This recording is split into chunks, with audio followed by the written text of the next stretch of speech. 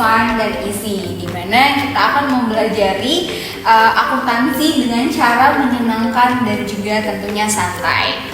Dari sini saya Marta akan berperan sebagai moderator kita hari ini. Dan kali ini kita kedatangan tamu-tamu yang menarik. Kita akan membahas tentang laporan keuangan konsolidasi. Kenapa topik ini penting untuk dibahas? Karena bagi perusahaan yang memiliki anak usaha, laporan keuangan konsolidasi ini menjadi alat utama untuk memberikan gambaran keuangan yang utuh.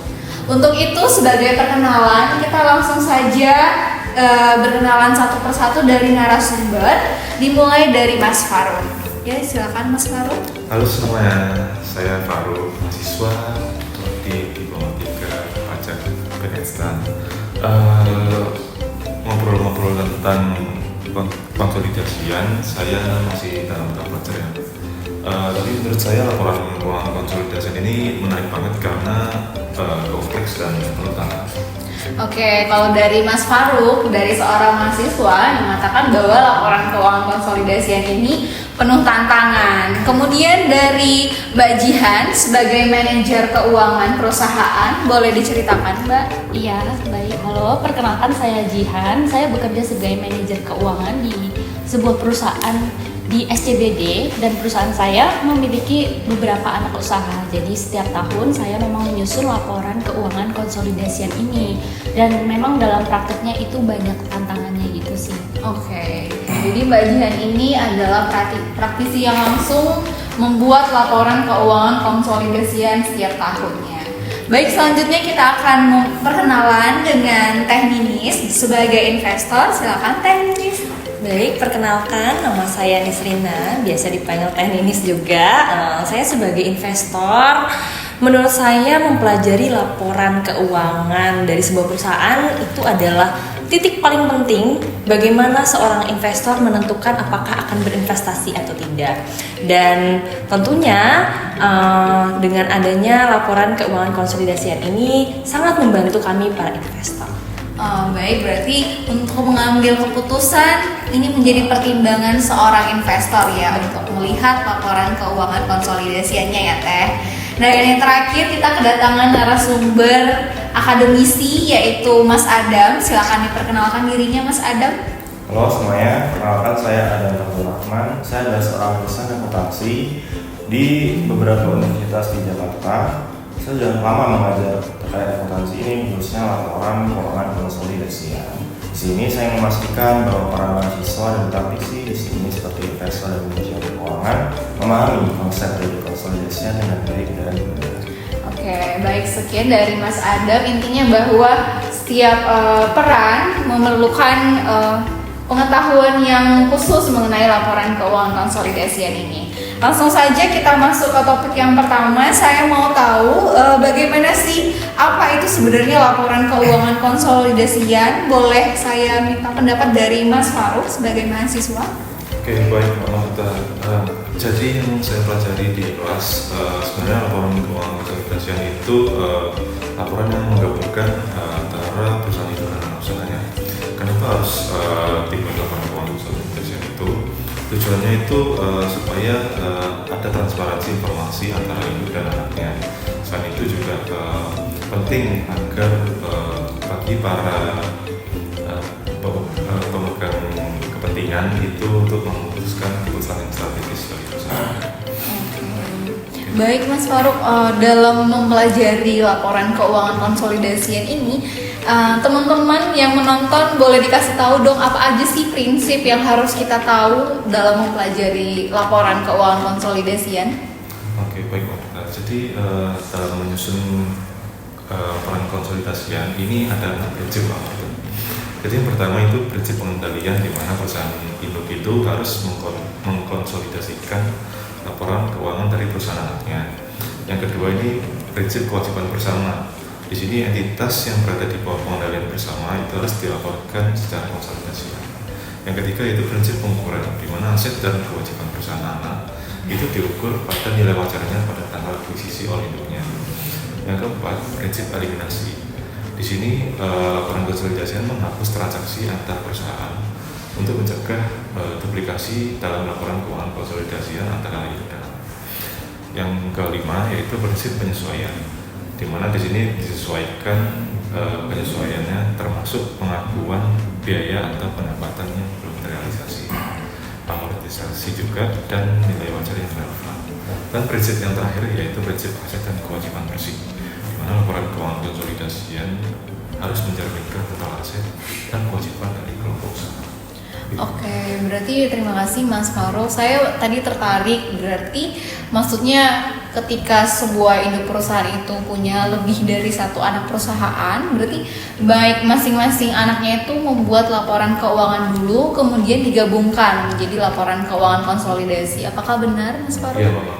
Oh, seperti itu. Baik, lanjut. Kita akan membahas secara praktikalnya dengan Mbak Jihan.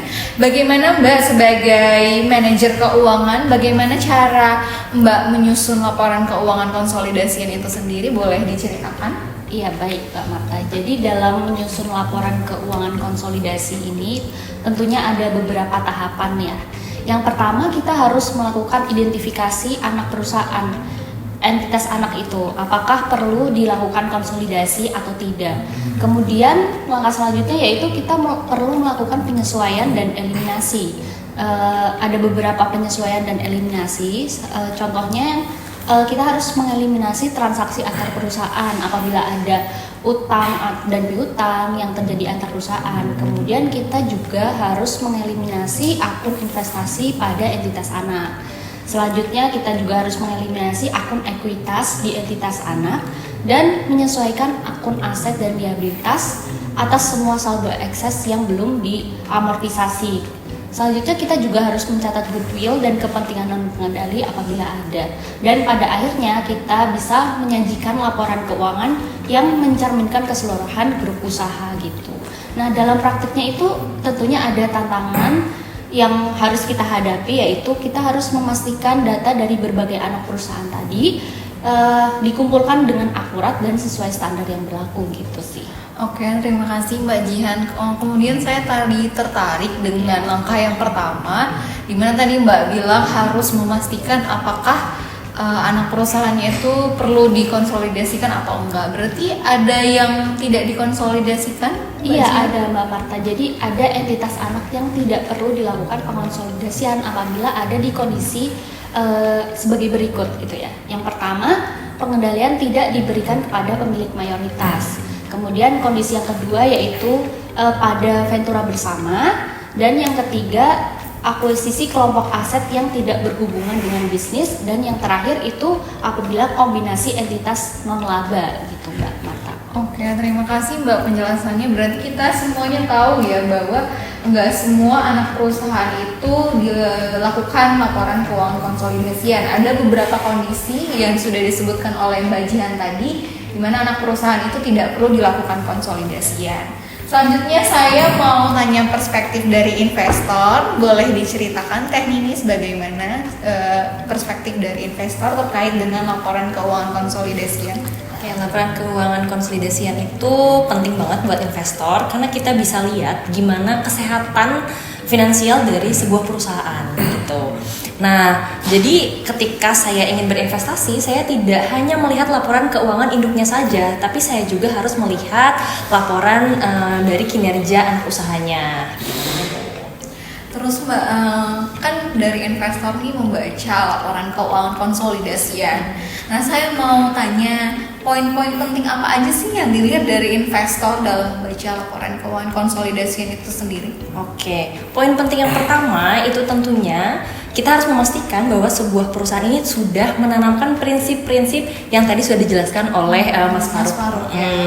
Nah, di situ tertera ketika sebuah perusahaan itu mengakuisisi entitas anaknya, itu harus mengakui aset dan kewajibannya pada nilai wajarnya. Nah, di situ saya harus tahu tuh apakah perusahaan sudah mengaplikasikannya atau belum. Karena nanti akan berujung kepada laba bersih perusahaan. Apakah memang perusahaan ini benar-benar menguntungkan atau mungkin ada permainan di dalamnya. Oke, baik. Terima kasih insight-nya Teteh. Berarti di sini kita harus tahu ya kita lihat sebagai investor apakah kita pengen untuk berinvestasi di perusahaan ini, kita lihat dulu laporan keuangan secara grupnya, kemudian kita perhatikan apakah prinsip-prinsip yang sudah dijelaskan Mas Farouk itu sudah dilaksanakan. Terima kasih Teh Ninis. Kemudian saya mau tahu pendapat dari akademisi, dari Mas Adam. Boleh dijelaskan Mas dari perspektif akademisi apa-apa aja yang harus diperhatikan dalam menyusun laporan keuangan konsolidasi ini sendiri? Oke, terima kasih Mbak Marta. Nah, kalau dalam penyusunan laporan keuangan konsolidasi yang sangat krusial itu adalah pemahaman yang baik dari sisi orang yang menyusun atau bahkan di sini mahasiswa seperti Mas Farouk yang sedang belajar gitu kan. Nah, mahasiswa sendiri seperti saya ajar gitu kan, saya kan sebagai dosen, saya melihat banyak mahasiswa itu yang menganggap bahwa topik konsolidasi itu sulit gitu. Padahal kalau mereka sudah paham konsep dasar dan prinsip-prinsip yang sebenarnya itu mudah gitu, seiring dengan latihan-latihan yang baik juga ya. Nah, kalau kita sudah paham terkait konsep dasar atau pemahaman yang baik, maka nanti bisa penting ini ketika digunakan di lapangan gitu. Ada 3 hal yang bisa kita perhatikan di sini. Pertama, pemahaman yang baik itu bisa membuat mahasiswa seperti Mas Farouk lebih siap untuk masuk ke dunia kerja gitu kan. Di mana banyak perusahaan, terutama yang berbentuk grup itu menyusun laporan keuangan konsolidasi kan. Kemudian yang kedua adalah meningkatnya transparansi keuangan yang membantu berbagai pihak seperti dari Mbak Nisrina sebagai investor mungkin, atau dari pihak bank sebagai kreditur dan juga dari pemerintah gitu kan, khususnya bagi investor sih dalam rangka pengambilan keputusan investasi. Kemudian yang ketiga, yang paling penting sebenarnya adalah menyesuaikan dengan standar akuntansi baik internasional yaitu IFRS dan juga dari Indonesia yaitu PSAK gitu Mbak Marta. Kemudian saya mau tanya Mas Adam, apakah terjadi fraud? Apakah bisa terjadi fraud dalam penyusunan laporan keuangan konsolidasi ini selama Mas tahu?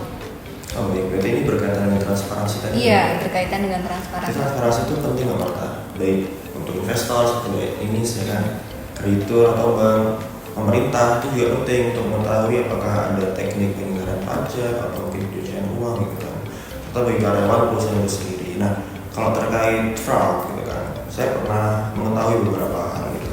Ada yang positif, ada yang negatif terkait transparansi ini. Yang pertama kita coba lihat sisi positif dari transparansi laporan keuangan konsolidasi ya. Contohnya itu ada perusahaan Apple Inc. yang kita semua sudah pakai handphone yang begini kan, dikenal dengan transparansi yang tinggi. Mereka tiap kuartal itu menyusun laporan keuangan konsolidasi yang sangat rinci gitu Mbak Marta. Nah, jadi kelihatan tuh bagi investor proyeksi keuangan ke depannya bagaimana. Jadi investasi dilakukan di Apple tuh lebih pasti gitu karena mereka laporan keuangannya sangat tinggi gitu kan. Nah, selain kepercayaan dari investor, kreditur juga bisa lebih baik dalam memberikan jaminan suntikan kepada perusahaan seperti Apple tadi. Nah, kalau negatifnya ada juga Marta. Di tahun 2001, Enron itu sebuah perusahaan energi di Amerika melakukan manipulasi utang besar di perusahaan anak-anaknya gitu. Sehingga terjadi transaksi fiktif dong, perusahaan fiktif gitu kan. Sehingga menyesatkan laporan keuangannya. Nah, bagi kreditur, investor itu sangat bias itu informasinya, sehingga keputusan diambil pasti akan salah kan.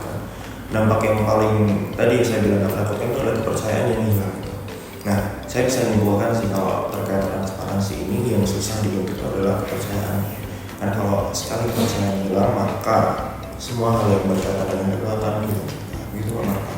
Terima kasih penjelasan dari Mas Adam. Pada intinya berarti balik lagi ke prinsip-prinsip akuntansi tadi ya, harus dilaksanakan dengan rinci dan juga dengan benar. Terima kasih kepada narasumber kita hari ini. Nah, boleh berikan satu tips dan trik dong kepada para penonton yang ingin belajar membuat laporan keuangan konsolidasi dari masing-masing narasumber di sini. Boleh diberikan tips and triknya, dimulai dari Mas Farouk nih. Oke Mbak Marta, karena saya sendiri mahasiswa, jadi mungkin saran saya kepada teman-teman mahasiswa yang ingin belajar konsolidasian ini, perbanyak latihan soal dan diskusi tentang keuangan. Karena dengan kita perbanyak latihan soal, kita bisa menemukan bahwa tiap perusahaan itu memiliki kasus yang berbeda-beda gitu Mbak Marta. Dan juga kita juga bisa mendapatkan banyak POV dari teman-teman sehingga kita memperkaya informasi. Baik, kalau dari Mas Farouk katanya perbanyak latihan soal ya teman-teman. Kemudian dari Mbak Jihan sebagai manajer keuangan, bagaimana tips and triknya agar bisa membuat laporan keuangan konsolidasian? Iya, tips and tricksnya kalau dari saya sebagai manajer keuangan ya. Jadi pasti harus mempelajari PSAK yang berlaku di Indonesia ini. Jadi kan mungkin biasanya ada perubahan-perubahan atau amandemen-amandemen. Jadi kalau praktiknya langsung di dunia kerja, kita harus update terkait perubahan atau amandemen itu gitu. Oke, baik. Berarti untuk manajer-manajer keuangan di luar sana harus update PSAK ya, kalau ada saran dari Mbak Jihan. Bagaimana dengan Teteh Ninis? Ada saran untuk para investor-investor di luar sana terkait dengan penerapan laporan keuangan konsolidasian? Kalau sebagai investor, tipsnya sering-seringlah baca laporan keuangan. Karena dengan baca laporan keuangan, kita tahu struktur dari sebuah perusahaan dan menentukan keputusan kita apakah perusahaan tersebut layak atau tidak untuk kita investasikan. Wah, luar biasa ya nasihat dari Teteh Ninis untuk para investor di luar sana untuk melatih dirinya sendiri ya Teh, supaya terbiasa membaca laporan keuangan. Terakhir untuk menyimpulkan dari Mas Adam sebagai akademisi, silakan. Mungkin senada dengan Mbak Nisrina, Mbak Jihan, dan Mas Falk ya, perkuat konsep dalam memahami laporan keuangan konsolidasian gitu. Dan mungkin dari jurnal eliminasi gimana, kemudian penyesuaian nilai wajar kan sangat penting dan krusial ya, sehingga kita harus paham betul dalam prakteknya agar tidak terjadi kesalahan dan menghindari fraud juga Mbak Marta gitu. Wah, terima kasih buat narasumber yang sudah hadir, terima kasih buat insight yang sangat berharga untuk kita semua, baik dari pelajar, dari manajer keuangan, dari investor, kemudian dari akademisi. Tentu ini akan menjadi pelajaran yang berharga untuk teman-teman yang menonton, dan semoga kita bisa membuat laporan keuangan konsolidasian dengan prinsip dan konsep yang sudah kita pelajari. Terima kasih sudah menonton video ini. Jangan lupa like, comment, dan subscribe. Dan jangan lupa menonton juga semua video-video kami. Terima kasih.